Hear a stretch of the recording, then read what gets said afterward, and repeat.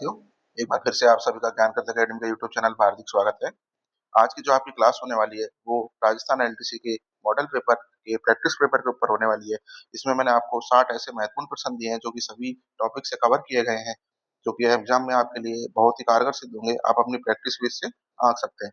तो चलिए शुरू करते हैं। एक बार वीडियो शुरू करने से पहले मैं आप सभी से निवेदन करता हूँ, वीडियो को लाइक कर दीजिए, चैनल को सब्सक्राइब कर दीजिए। चलिए देखते हैं, इसमें वीडियो में आपके सभी विषयों से टॉपिक प्रश्न कवर किए गए हैं। चलिए देखते हैं।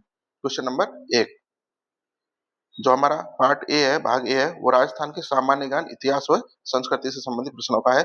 इसमें पहला प्रश्न देखते हैं, राजस्थान के एकीकरण के प्रथम चरण में मत्स्य संघ का उद्घाटन कहाँ पर किया गया था? साथियों, जो राजस्थान का एकीकरण का प्रथम चरण है, वो 18 मार्च 1948 को हुआ था। याद कर लीजिए कब हुआ, 18 मार्च 1948 को हुआ था।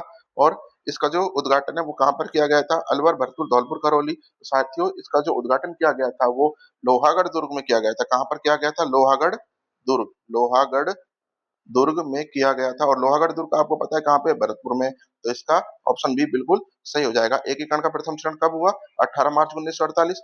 लोहागढ़ दुर्ग में इसका उद्घाटन हुआ, जो कि भरतपुर में स्थित है। और उद्घाटनकर्ता की अगर पूछ लिया जाए कि उद्घाटनकर्ता कौन थे, तो कौन थे? एन.वी. गाडगिल इसके उद्घाटनकर्ता थे। साथियों, एक ही प्रश्न से आपके कई प्रश्न याद हो जाएंगे।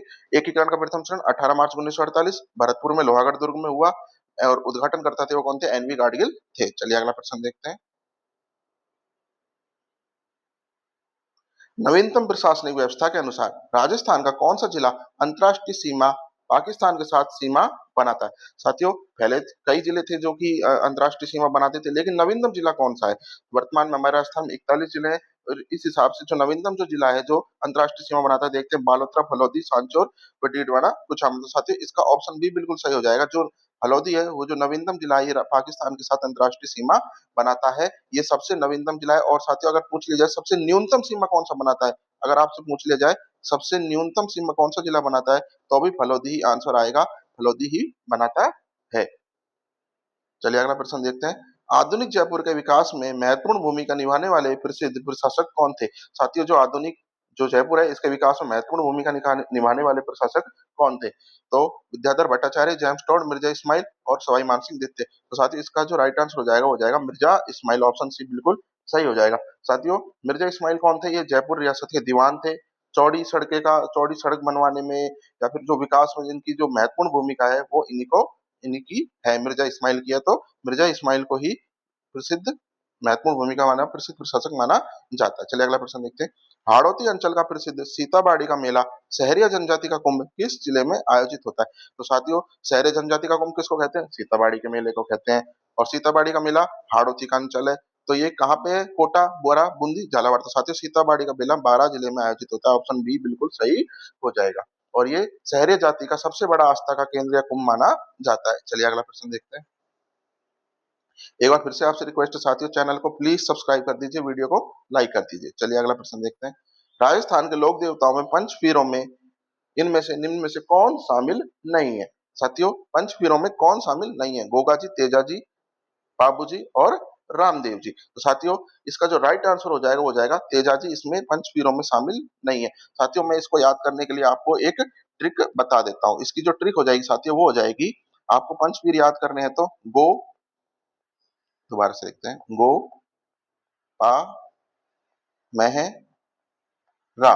बस साथियों, आप इसको याद कर लीजिए। अगर आपने इसको याद कर लिया तो आपके मारवाड़ के पंचपीर भी याद हो जाएंगे। गो से बन गया साथियों गोगा जी, पै से बन गया साथियों बाबू जी, मे से बन गया साथियों मेहरा जी, और है से बन गया हड़बू जी, और रा से बन गया रामदेव जी। तो साथियों, गोगा जी, बाबू जी, मेहरा जी, हड़बू जी और रामदेव जी मारवाड़ के मेवाड़ के पंचपीरों में, मारवाड़ के पंचपीरों में शामिल है। तो ऑप्शन बी तेजा जी इनमें शामिल नहीं है, तो राइट हो जाएगा। चलिए अगला प्रश्न देखते हैं। राजस्थान का पहला रोपवे सुंदा माता मंदिर में स्थापित किया था, वह किस जिले में स्थित है? साथियों, राजस्थान का अगर पूछ लिया जाए सबसे पहला रोपवे कौन सा है, तो सुंदा माता मंदिर में। और वो किस जिले में स्थित है? उदयपुर, जालौर, सिरोही, पुष्कर। तो इसका जो राइट आंसर हो जाएगा साथियों, वो सिरोही में हो जाएगा। सिरोही में सुंदा माता रोपवे स्थित है। और सुंदा माता वन्य जीव अभ्यारण्य भी सिरोही में स्थित है, जो किन के लिए प्रसिद्ध है? भालुओं के लिए प्रसिद्ध है। किसके लिए प्रसिद्ध है? भालुओं के लिए प्रसिद्ध है। और साथियों, ये राजस्थान का पहला रोपवे है। और वर्तमान में अगर राजस्थान में पूछ ली जाए कितने रोपवे हैं, तो साथियों कितने रोपवे हैं? 7 रोपवे हैं। कितने? 7 रोपवे हैं। और जो जालोर का जो सुंदा माता जो रोपवे है, ये 2006 में शुरू किया गया था। कब शुरू किया गया था? 2006 2006 में शुरू किया गया था जालोर का सुंदा माता मंदिर रॉब वे। अगला प्रश्न देखते हैं, राजस्थान में स्वतंत्रता से पूर्व स्थापित पहली सूती वस्त्र मिल द कृष्णा मिल्स लिमिटेड कहाँ पर स्थित है? साथियों, जो द कृष्णा मिल्स लिमिटेड है, ये राजस्थान की पहली सूती वस्त्र मिल थी जो कि स्वतंत्रता से पूर्व स्थापित की गई थी। ये कहाँ पे की गई थी? ब्यावर, भीलवाड़ा, पाली या श्रीगंगानगर? तो साथियों, इसका जो राइट आंसर हो जाएगा, द कृष्णा मिल्स लिमिटेड कहाँ पे स्थित है? ब्यावर में स्थित है। ब्यावर में स्थित है, ऑप्शन ए बिल्कुल सही हो जाएगा। और साथियों, अगर पूछ ले जाए कि ये कब स्थापित की गई, तो साथियों ये 1889 में स्थापित की गई। कब स्थापित की गई? 1889 में। और किनके द्वारा स्थापित की गई? तो साथियों ये सेठ दामोदर दास राठी के द्वारा स्थापित की गई द कृष्णा मिल्स लिमिटेड। याद कर लीजिए कब स्थापित की? 1889 में। किनके द्वारा स्थापित की गई? सेठ दामोदर दास राठी के द्वारा स्थापित की गई। चलिए अगला प्रश्न देखते हैं।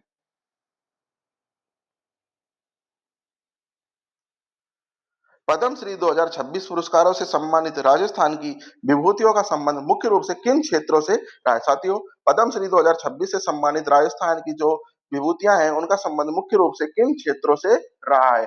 तो साथियों देखते हैं, खेल, प्रशासन, लोक कला, विज्ञान या व्यापार व उद्योग? तो साथियों, इनका जो मुख्य रूप से संबंध रहा है वो लोक कला एवं समाज सेवा से रहा है। तो ऑप्शन बी बिल्कुल सही हो जाएगा। किनसे रहा है?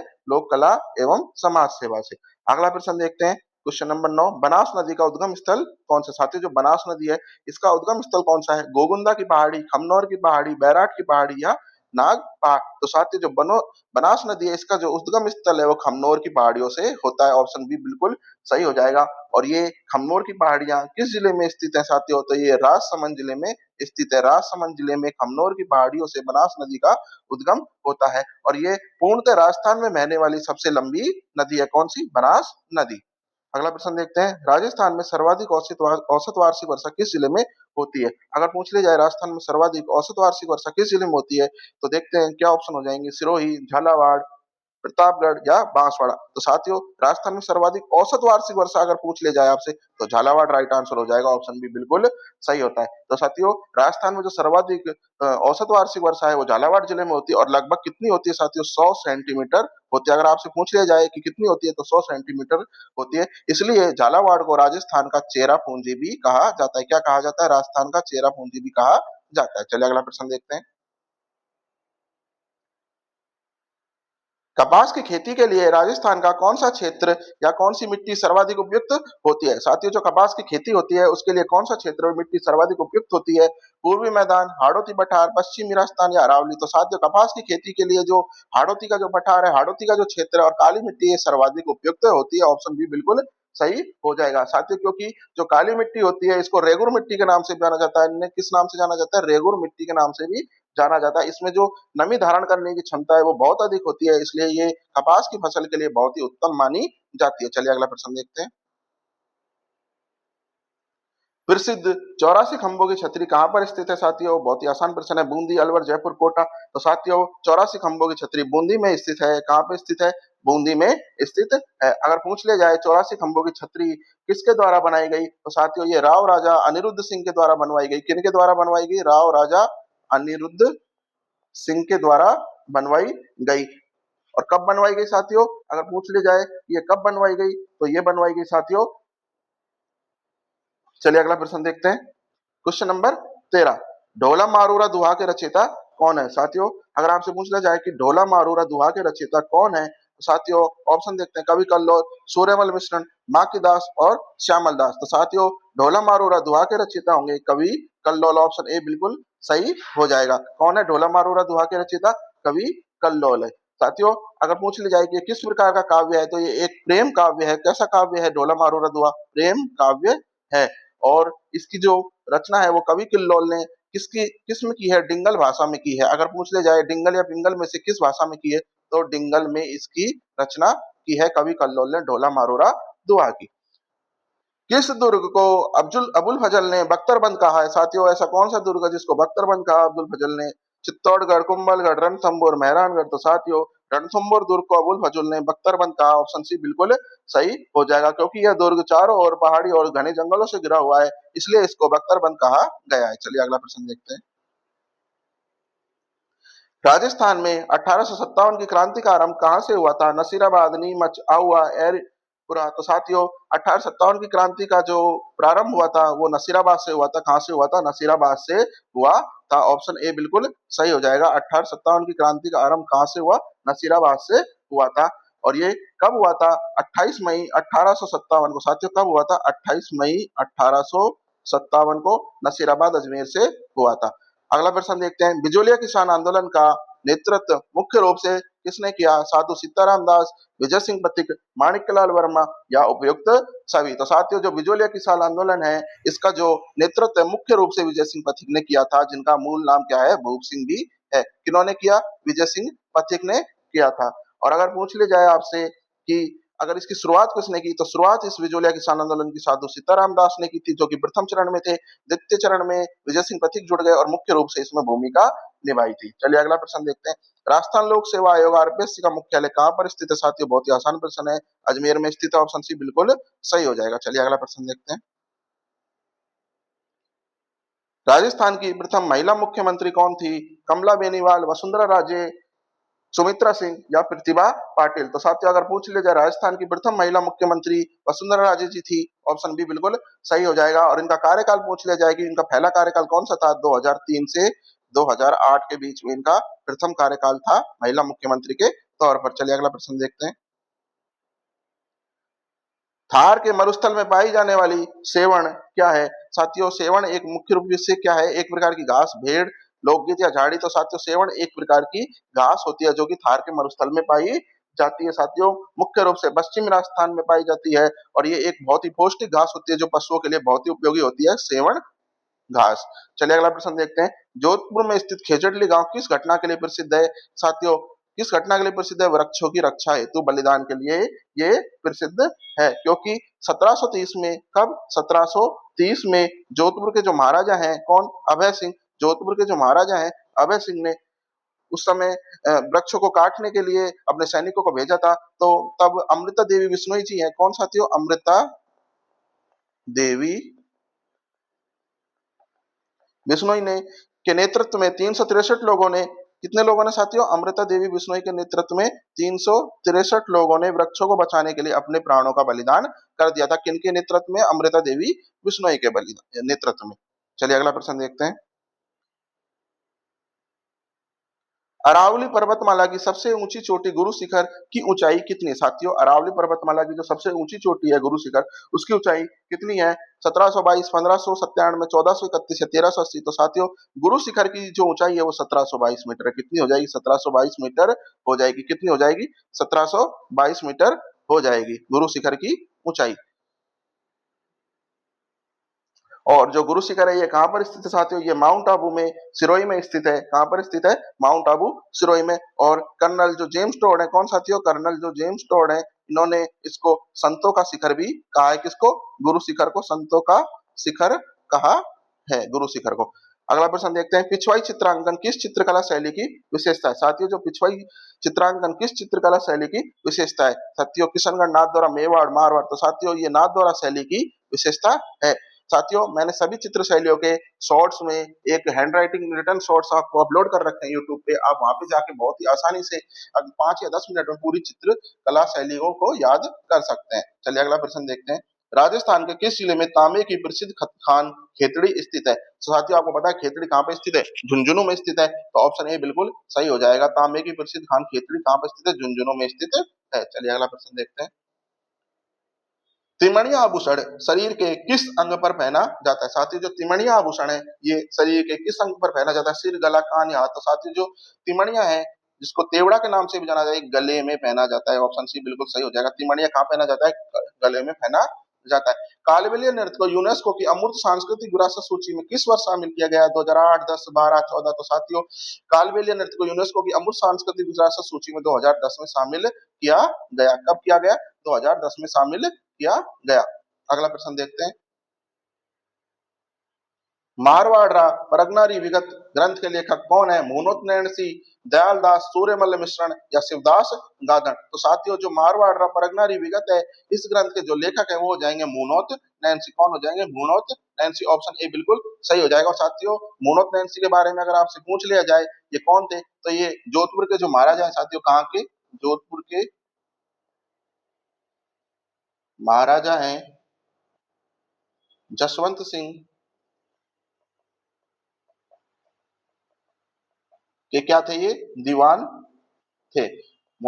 जोधपुर के राजा महाराजा जसवंत सिंह के दीवान थे। और मोनोतेंसी द्वारा जो ग्रंथ लिखा गया है मारवाड़ प्रगनारी विगत, इस ग्रंथ को राजस्थान का गजेटियर भी कहा जाता है। राजस्थान का गजेटियर भी कहा जाता है। अगर आपसे पूछ लिया जाए कि राजस्थान का गजेटियर किसको कहा जाता है, तो मारवाड़ परगनारी विगत को कहा जाता है। राजस्थान का वह जिला जिसकी सीमा गुजरात और एमपी दोनों से लगती है। साथियों, राजस्थान का वह जिला कौन सा जिसकी सीमा राजस्थान और मध्य प्रदेश दोनों से, जिसकी सीमा गुजरात और मध्य प्रदेश दोनों से लगती है, तो बांसवाड़ा, डूंगरपुर, प्रतापगढ़, झालावाड़। तो साथियों, जो राजस्थान का बांसवाड़ा जिला है इसकी सीमा गुजरात और मध्य प्रदेश दोनों दोनों राज्यों से लगती है।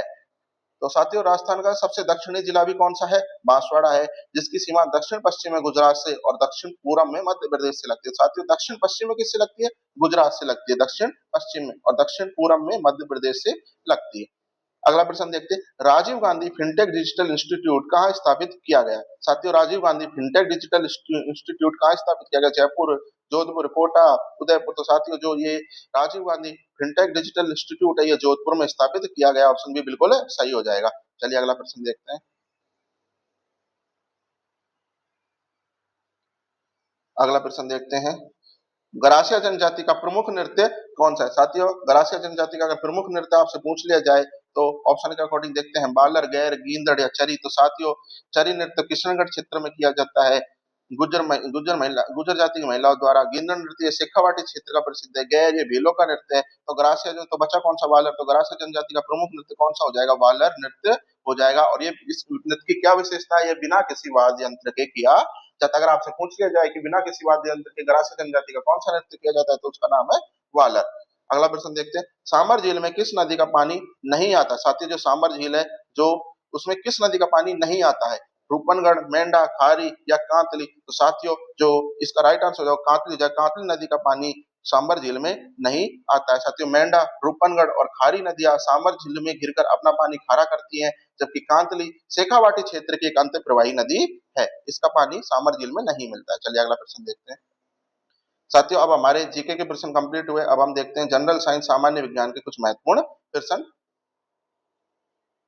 क्वेश्चन नंबर 31, मानव रक्त का पीएच मान लगभग कितना होता है। साथियों, जो मानव ह्यूमन जो ब्लड है इसका पीएच मान लगभग कितना होता है। साथियों, 6.4, 7.4, 8.4, 5.4। तो साथियों, जो मानव रक्त है इसका जो पीएच मान होता है वो 7.4 होता है। ऑप्शन बी बिल्कुल सही हो जाएगा। मानव रक्त का पीएच मान 7.4 होता है। विटामिन सी का रासायनिक नाम क्या है। साथियों, अगर पूछ ले जाए विटामिन सी है इसका जो रासायनिक नाम है वो क्या है, रेटिनॉल, एस्कॉर्बिक एसिड, कैल्सिफेरॉल या थायमिन। तो साथियों, विटामिन सी का रासायनिक नाम हो जाएगा एस्कॉर्बिक एसिड। ऑप्शन बी बिल्कुल सही हो जाएगा। विटामिन सी को, जो साथियों विटामिन सी है इसके रासायनिक रूप को एस्बोर्सिक एसिड कहा जाता है। और इसकी कमी से कौन सा रोग होता है। साथियों, स्कर्वी रोग होता है। कौन सा रोग होता है, स्कर्वी रोग होता है। चलिए अगला प्रश्न देखते हैं। वाहनों में पीछे का दृश्य देखने के लिए किस दर्पण का उपयोग किया जाता है। साथियों, जो वाहन होते हैं इनमें पीछे का जो दृश्य है अगर वो देखना हो तो किस दर्पण का प्रयोग किया जाता है, समतल, अवतल, उत्तल या परवलयाकार दर्पण। तो साथियों, वाहनों में पीछे का दृश्य देखने के लिए उत्तल दर्पण का प्रयोग किया जाता है, इसलिए ऑप्शन सी बिल्कुल सही हो जाएगा। साथियों, वाहनों में जो हमारा साइड का मिरर होता है जिसमें हम पीछे का दृश्य देख पाते हैं कि पीछे से कोई व्हीकल आ रहा है नहीं आ रहा, तो उसमें उत्तल दर्पण का प्रयोग होता है। ये बड़े क्षेत्र को सीधा और उसका छोटा प्रतिबिंब बनाता है, जिससे देखने में आसानी होती है। ध्वनि की चाल, अगला प्रश्न देखिए, ध्वनि की चाल अधिकतम किसमें होती है। साथियों, जो ध्वनि होती है इसकी चाल अधिकतम किसमें होती है, निर्वात में, जल में, वायु में या इस्पात या ठोस में। तो साथियों, ध्वनि की चाल अधिकतम ठोस में होती है, इस्पात में होती है। ऑप्शन डी बिल्कुल सही हो जाएगा। साथियों, जैसा कि आप पता ध्वनि को मतलब ध्वनि को चलने के लिए, यात्रा के लिए एक माध्यम की आवश्यकता होती है और इसके कण ठोस में सबसे करीब होते हैं, इसलिए ध्वनि सबसे तेज इस्पात में चलती है। अगला प्रश्न देखते हैं, क्वेश्चन नंबर 35, विद्युत धारा का एसआई मात्रक क्या है। साथियों, विद्युत धारा का जो एसआई मात्रक है वो क्या है, वोल्ट, ओम, एम्पियर या वाट। तो साथियों, विद्युत धारा का एसआई मात्रक हो जाएगा एम्पियर हो जाएगा। ऑप्शन सी बिल्कुल सही है। चलिए अगला प्रश्न देखते हैं। सर्वग्राही रक्त समूह कौन सा है। साथियों, सर्वग्राही रक्त समूह कौन सा है जो सभी से रक्त ले सकता है, O plus, O minus, O negative, A B positive या ए बी नेगेटिव। तो साथियों जो सर्वग्राही है, जो सभी से रक्त ले सकता है, वो कौन सा हो जाएगा, ए बी पॉजिटिव हो जाएगा। ए बी पॉजिटिव सर्वग्राही रक्त समूह है। अगर आपसे पूछ लिया जाए सर्वग्राही रक्त समूह कौन सा है, तो A B positive option C बिल्कुल सही हो जाएगा। अगर आपसे यही पूछ लिया जाए कि सर्वदाता कौन सा होता है, साथियों अगर आपसे पूछ लिया जाए कि सर्वदाता ब्लड ग्रुप कौन सा है, अगर सर्वदाता ब्लड ग्रुप आपसे पूछ लिया जाए तो ओ नेगेटिव। साथियों ओ नेगेटिव सर्वदाता होता है। अगला प्रश्न देखते हैं, कमरे के तापमान पर द्रव अवस्था में पाई जाने वाली धातु कौन सी होती है। कमरे के तापमान पर साथियों द्रव अवस्था में पाई जाने वाली धातु कौन सी होती है, ब्रोमीन, पारा, सोडियम या जस्ता। तो साथियों पारा या मरकरी कमरे की अवस्था में, कमरे के तापमान की अवस्था में द्रव अवस्था में पाई जाने वाली धातु है। अगला प्रश्न देखते हैं, कोशिका का शक्ति ग्रह पावर हाउस किसे कहा जाता है। साथियों अगर पूछ लिया जाए कोशिका का शक्ति ग्रह या पावर हाउस किसको कहा जाता है, तो इसका जो राइट आंसर देखते हैं, राइबोसोम, लाइसोसोम, माइटोकॉन्ड्रिया और गोल्गी का। तो साथियों कोशिका का शक्ति ग्रह माइटोकॉन्ड्रिया को कहा जाता है। किसको कहा जाता है, माइटोकॉन्ड्रिया को कहा जाता है। साथियों क्योंकि कोशिका में ऊर्जा का निर्माण माइटोकॉन्ड्रिया में होता है, इसलिए इसे कोशिका का पावर हाउस कहते हैं। चलिए अगला प्रश्न देखते हैं, आनुवांशिकी के जनक कौन माने जाते हैं। साथियों आनुवांशिकी या जेनेटिक्स के जनक कौन माने जाते हैं। साथियों देखते हैं, Darwin, Lamarck, Gregor John Mendel या न्यूटन। तो साथियों आनुवांशिकी के जनक ग्रेगर जॉन मेंडल को माना जाता है। ऑप्शन सी बिल्कुल सही हो जाएगा, क्योंकि मेंडल ने मटर के पौधों पर प्रयोग करके आनुवांशिकता के नियमों की खोज की थी। किसके पौधों पर प्रयोग करके साथियों, मटर के पौधों पर ग्रेगर जॉन मेंडल ने प्रयोग करके खोज की थी। चलिए अगला प्रश्न देखते हैं, बेकिंग सोडा जो कि खाने का सोडा होता है, का रासायनिक सूत्र क्या है। साथियों बेकिंग सोडा जो कि खाने का सूत्र होता है, इसका रासायनिक सोडा रासायनिक खाने का सोडा, इसका रासायनिक सूत्र क्या है। तो साथियों क्या है इसका रासायनिक सूत्र, का हो जाएगा NaHCO3। NaHCO3 ऑप्शन भी बिल्कुल सही हो जाएगा। बेकिंग सोडे को साथियों सोडियम बाइकार्बोनेट भी कहा जाता है। क्या कहा जाता है, सोडियम बाई कार्बोनेट भी कहते हैं किसको, बेकिंग सोडे को। चलिए अब हमारे साइंस के प्रश्न कंप्लीट हुए। अब हम अगला जो हमारा भाग है वो देखते हैं, जनरल हिंदी का, सामान्य हिंदी का। चलिए अगला प्रश्न देखते हैं, क्वेश्चन नंबर 41, महोत्सव शब्द में कौन सी संधि है। साथियों महोत्सव शब्द है, इसमें कौन सी संधि है, दीर्घ, गुण, यण या वृद्धि। तो साथियों अगर बात कर ली जाए महोत्सव शब्द है, इसमें गुण संधि होगी। ऑप्शन बी बिल्कुल सही हो जाएगा, महोत्सव शब्द में गुण संधि होगी, क्योंकि साथियों महा प्लस उत्सव, इसका जो संधि विच्छेद हो जाएगा वो क्या हो जाएगा, महा प्लस उत्सव, इसका संधि विच्छेद हो जाएगा। आ और उ के योग से बनकर क्या बन गया, ओ बन गया, इसलिए यहाँ पर गुण संधि है। गुण स्वर संधि का ये उदाहरण हो गया। अगला प्रश्न देखते हैं, नील कमल में कौन सा समास है, अव्ययभाव, तत्पुरुष, कर्मधारी या बहुव्रीहि। साथियों तो आपको पता है नील कमल का अगर हम समास विग्रह करते हैं तो क्या बनेगा, नीला है जो कमल। साथियों जहां पर विशेषण और विशेष्य का संबंध है वहां पे कौन सा समास होता है, कर्मधारय समास होता है। तो नील कमल में नीला है जो कमल में कौन सा समास हो जाएगा, कर्मधारय समास हो जाएगा। चलिए अगला प्रश्न देखते हैं, क्वेश्चन नंबर 43, अधिकार शब्द में किस उपसर्ग का प्रयोग हुआ है। अधिकार जो शब्द है इसमें किस शब्द का प्रयोग हुआ है, ए, अद, अधि या कार। तो साथियों अधिकार शब्द में जो उपसर्ग का प्रयोग हुआ है वो अधि शब्द का हुआ है। किसका हुआ है, अधि का हुआ है। ऑप्शन सी बिल्कुल सही हो जाए, क्योंकि अधि यहाँ पे क्या हो गया, उपसर्ग हो गया, और कार यहाँ पे क्या हो गया साथियों, मूल शब्द हो गया, और इन दोनों से मिलकर क्या बनता है, अधिकार बना है।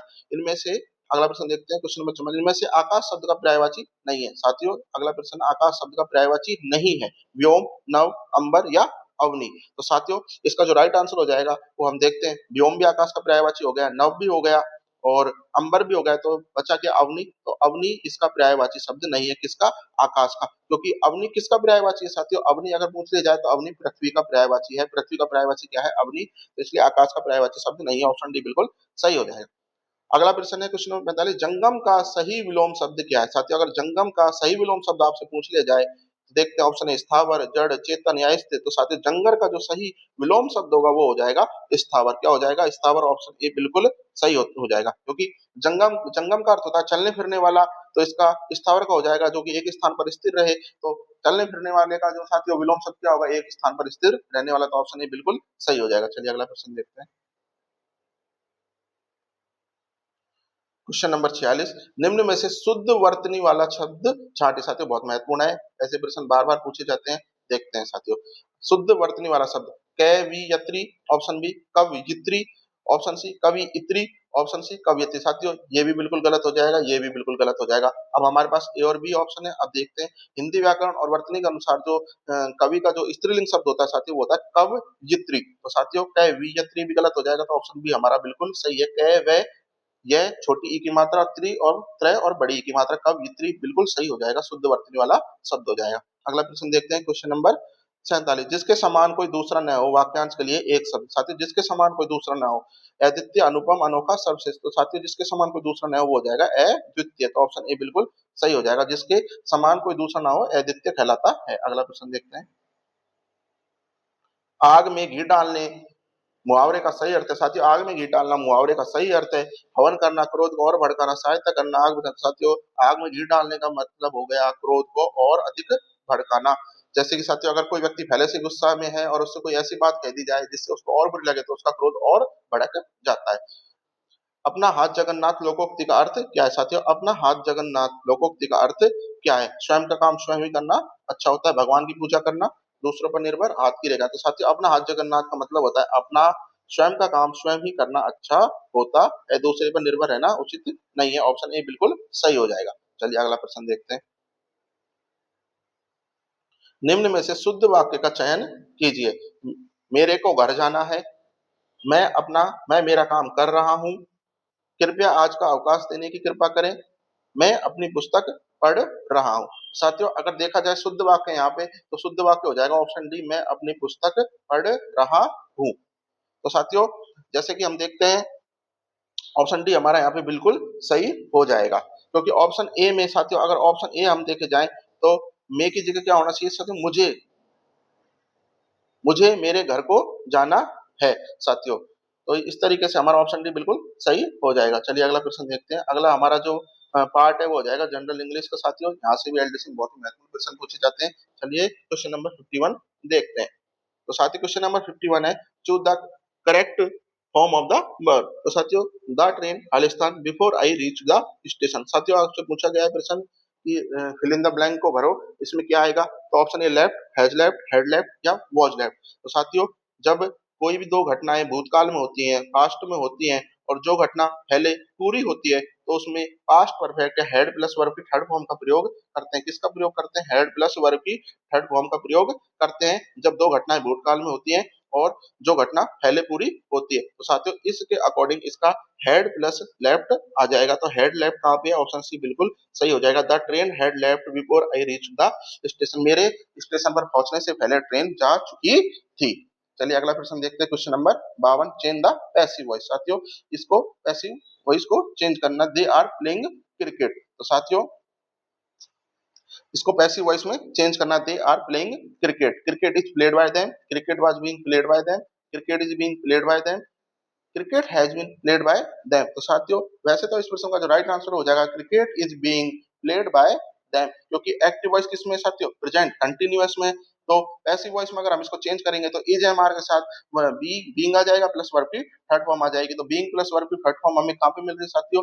Cricket is being played by them. तो ऑप्शन सी बिल्कुल सही हो जाएगा। चलिए अगला प्रश्न देखते हैं।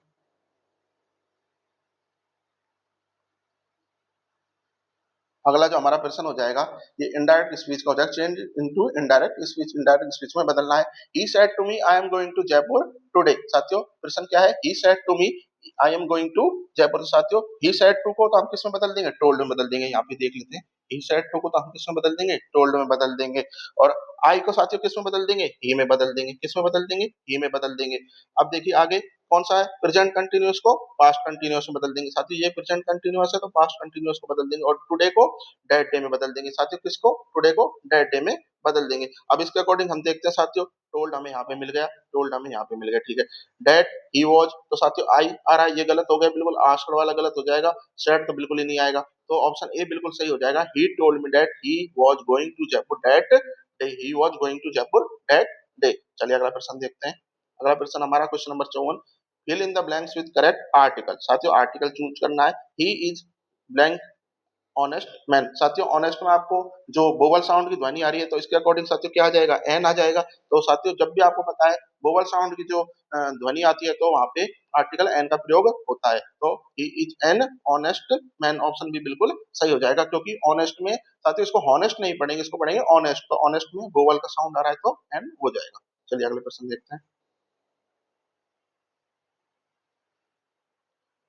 Question number 55, she has been suffering from fever blank Monday. साथियों प्रीपोजिशन को चूज करना है यहाँ पे। She has been suffering from fever Monday, तो साथियों क्या आ जाएगा, फ्रॉम, फॉर, सिंस या बाय। साथियों जब भी हम किसी निश्चित समय की बात करते हैं, एक टाइम पॉइंट ऑफ टाइम की बात करते हैं, जैसे कि कोई निश्चित समय हो गया, एक पॉइंट ऑफ टाइम हो गया, तो वहां पे किसका प्रयोग करते हैं साथियों, हम सिंस का प्रयोग करते हैं।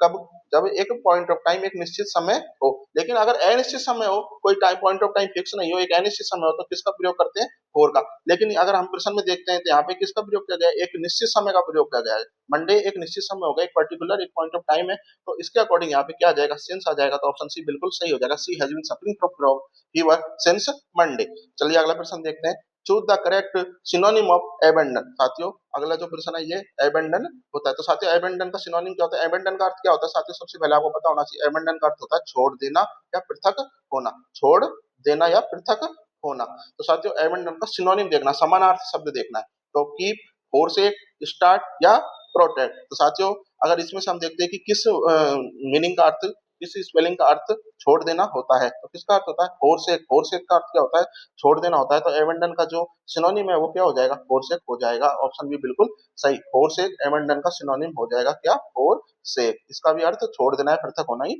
होता है। Choose the correct antonym of optimist. साथियों ऑप्टिमिस्ट का हमें विपरीतार्थक शब्द देखना है। ऑप्टिमिस्ट का अर्थ क्या होता है साथियों, ऑप्टिमिस्ट का अर्थ होता है आशावादी। क्या होता है, आशावादी होता है। अब हमें देखना है आशावादी का उल्टा क्या होगा, निराशावादी। होपफुल का मतलब तो आशावादी होता है, ब्रेव यानी बहादुर होता है, चीयरफुल यानी उत्साही होता है, और पेसिमिस्ट का मतलब क्या होता है, निराशावादी। तो ऑप्शन ए बिल्कुल सही हो जाएगा। ऑप्टिमिस्ट का जो एंटोनिम होगा हो जाएगा पेसिमिस्ट हो जाएगा। चलिए अगला प्रश्न देखते हैं। Find out the correctly spelled word. साथियों एकोमोडेशन का हमको करेक्ट स्पेलिंग बताना है। तो साथियों जो इसकी जो सही स्पेलिंग होती है उसमें डबल सी और डबल एम का प्रयोग होता है। साथियों एक चीज याद रख लिया, अकोमोडेशन में डबल तो सी का प्रयोग होता है और डबल ही एम का प्रयोग होता है। तो हम देखते हैं ऑप्शन में डबल सी और डबल एम हमें कहाँ मिल रहा है। साथियों डबल सी इसमें नहीं मिल रहा, गलत हो जाएगा। डबल सी इसमें मिल रहा है लेकिन डबल एम इसमें नहीं मिल रहा। इसमें ना सी डबल मिल रहा ना एम डबल मिल रहा। तो ऑप्शन सी बिल्कुल सही हो जाएगा। A double C O double M O D A T I on accommodation, इसका ऑप्शन सी बिल्कुल सही हो जाएगा। चलिए अगला प्रश्न देखते हैं। Accommodation, find out the correctly spelled word accommodation, option C बिल्कुल सही हो जाएगा। चलिए अगला प्रश्न देखते हैं।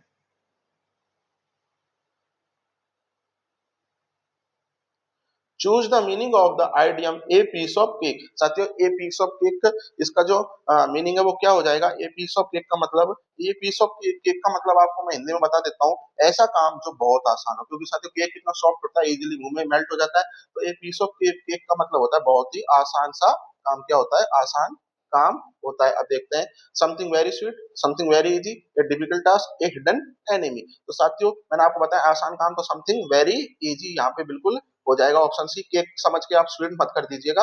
ये समथिंग वेरी इजी जो कि बहुत ही आसान काम हो, something very easy a piece of cake हो जाएगा। चलिए अगला प्रश्न देखते हैं। One word substitution, a person who does not believe in existence of God. साथियों एक ऐसा व्यक्ति जो ईश्वर के अस्तित्व पर विश्वास नहीं करता हो उसको क्या कहते हैं, थियस्ट, एथेइस्ट, एग्नोस्टिक या पैसिफिस्ट। तो साथियों इस प्रश्न का जो आंसर हो जाएगा, भगवान में विश्वास नहीं करता जिसको हम क्या कहते हैं, नास्तिक कहते हैं। एक सेकंड, क्या कहते हैं उसको, नास्तिक कहते हैं। तो नास्तिक के लिए यहाँ पे जो हो जाएगा वो हो जाएगा एथेइस्ट। एथेइस्ट भी क्या होता है, नास्तिक होता है। तो ऑप्शन बी बिल्कुल सही हो जाएगा। ए person who does not believe in existence of God. तो ऑप्शन बी एथेइस्ट इसका राइट आंसर हो जाएगा। साथियों आपसे आशा है आपको सारे प्रश्न बहुत ही अच्छे लगे होंगे। प्लीज चैनल को सब्सक्राइब कर दीजिए, वीडियो को लाइक कर दीजिए। धन्यवाद।